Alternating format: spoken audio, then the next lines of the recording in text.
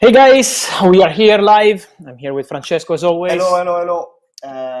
We can start. Big day. I think we can start. I hope it's all fine. You can hear us. We can give you all the latest. First of all, guys, I want to remind you the big show. Now is just a starter, I would say. Preview. Yes, a little preview. We start at 7. We start at 7, the big show. We will be live until 1 a.m. So to check all the latest, all the contracts signed, all the news of this important night. I'm not Enzo, just answering to someone. I will say something on Enzo. We will speak about Enzo Fernandez. I will say something on Enzo in a few minutes because I know Chelsea fans are a bit worried probably, no? Yes. Because what happened yesterday, there was a very long meeting in the morning, in the afternoon. The agreement was closed between Chelsea and Benfica. Chelsea were feeling that the deal was really close. But then what happened? In the night, Benfica president Manuel Ricosta was meeting with other people internally. And what happened is that Enzo Fernandez deal was again instant buy. So I hope they can see me. Yes, Nico, is it good? Okay, no, because I see myself freezing here. So, yes, it's lagging. Okay, but let me restart. So yesterday there was a meeting in the morning, and then in the afternoon, Chelsea were feeling that the deal was really close between Chelsea and Benfica. So they were feeling okay, it could be Enzo night. This was the feeling around Chelsea. Yes, very positive. Then in the night from 8 p.m., the president of Benfica yesterday, Manuel Ricosta, with other people of the board, and still no green light. Benfica speaking during the night with intermediaries, with agents, but still nothing happening. No green light in the night between Chelsea and Benfica for Enzo Fernandez. What's going on? In the morning, Chelsea restarted talks, and what I can say now is that Chelsea and Benfica are still in conversations for Enzo Fernandez. Discussions are still on. The deal is not off. The deal has not collapsed. Chelsea are still working on it. So conversations are ongoing, and Chelsea are still pushing. Chelsea are still on. So there is hope for Enzo Fernandez to Chelsea. This is something important. I see that they can see us, so I hope they understood what you were saying. Said. Yes. So let's talk about other stuff that we can talk about at 7 p.m. because from 7 p.m. to 1 a.m. we will be live. Midnight when the transfer window will be over, we'll close. What can we expect? Sabitzer, Manchester United. There are conversations ongoing because Manchester United are thinking of an option to replace Christian Eriksen. So this is a serious possibility. There are conversations ongoing between Manchester United and Bayern. Sabitzer. And then we have to see what happens with other clubs. For example, Hakim Ziyech to Paris Saint-Germain. There are many things to discuss, but I think for tonight the big one is Enzo. And conversations continue. So this is the situation right now. Then we will see. But also Jorginho to Arsenal was a here we go in the morning, an important one for 10 million plus 2 in a door. So we can consider Jorginho as new player. Thank you, Wendy, a new Arsenal player. We have to see what happens in the next, I would say, hours for Enzo, because the conversation is ongoing right now. All we have left. I can't say too much. Too much. Just sharing now on my account that we are still trying. Conversations are still ongoing, and the deal has not collapsed yet. So Chelsea will try until the end for Enzo Fernandez. What do we got, man? We said about Sabitzer, we said about Enzo. Yes, for Sabitzer, Manchester United want a loan. So Manchester United are speaking to Bayern. They want a loan. The player is super keen on the move. The player told Manchester United through his agents that he would be super excited to join United, that the idea of joining Erik ten Hag is something that is really exciting him. So Sabitzer is a serious option for Manchester United, and they need to replace Eriksen. We also had rumors of Chelsea on Sabitzer, but from what I'm told, Chelsea are busy with Enzo, with different things, and not with Sabitzer as of now. So the focus for Chelsea is Enzo Fernandez, and the focus for Man United is Sabitzer. The focus for Arsenal is Jorginho to be signed, but everything is done. With Lokonga going on loan to Crystal Palace, medical being completed right now, and let's see for all the other movements. Let's see until the end, because I think there could be some some surprise also for other clubs. For example, we know Nottingham Forest are always busy until the last minute. They need a goalkeeper. And so let's see with the Keylor Navas story, for example, we said about Ziyech with Paris Saint-Germain, and then Barcelona, because yes. Barcelona is always on the deadline day. Deadline day. They are there, yes. And Barcelona made a bid in the morning for Sofiane Amrabat, probably the man of the World Cup, of course, Yes. apart from Argentina players and Leo Messi, but Amrabat had an incredible World Cup.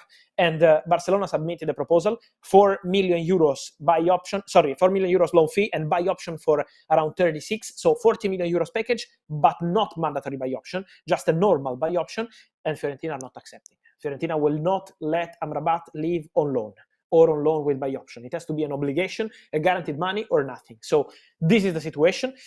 And guys, many things will happen. I think we have to... I read something about Zaniolo also. There was yes, as we said, on Chelsea, I also wanted to say that Timur Bakayoko, who is still Chelsea player on loan to Milan, could go to Lyon. So there are conversations ongoing between Lyon and Bakayoko to convince the player. And you asked me about Zaniolo. Because there was yes, for Zaniolo, it's important to say that Bournemouth were offered to reopen talks during the night because Zaniolo was convinced. Okay. Yes, overnight in the morning, Zaniolo was prepared to say, okay, finally I'm accepting Bournemouth, but Bournemouth told Roma and the player, we already spent that money on Traoré, because Traoré, and let me say, keep an eye on this boy, because I'm sure many people in England don't even know who he is, but this boy is a great player, and I think he's probably the most underrated deal of the transfer window. But Bournemouth are signing a top player in Amad Traoré, but they spent 30 million. That was exactly the fee for Zaniolo. So they put that money in the Traoré deal. So when Zaniolo said, okay, I want to join Bournemouth, they said, too late. Yes. We already decided to go for Traoré, and now Roma are stuck with a player who might stay at the end. Yes. Guys, on Enzo, because maybe before the stream was not perfect, I wanted to clarify that conversations are still ongoing. Chelsea, Benfica, conversations between Todd Bowley, Bedad Ekdali, the owners of Chelsea,